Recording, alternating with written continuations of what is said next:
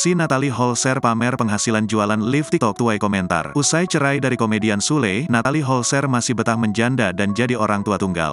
Tak cuma giat membuat konten sebagai YouTuber, Natalie juga tak jarang begadang demi berjualan via live TikTok.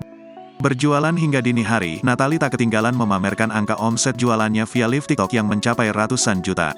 Nampak omset penjualan live TikTok Ibunda Atzam Adriansyah Sutisna itu mencapai 200 juta rupiah lebih.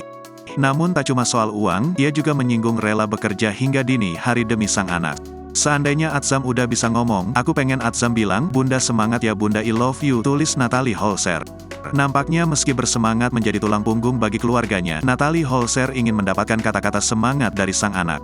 Ia pun tampak giat mencari pundi-pundi rupiah untuk menghidupi dirinya sendiri dan Atzam.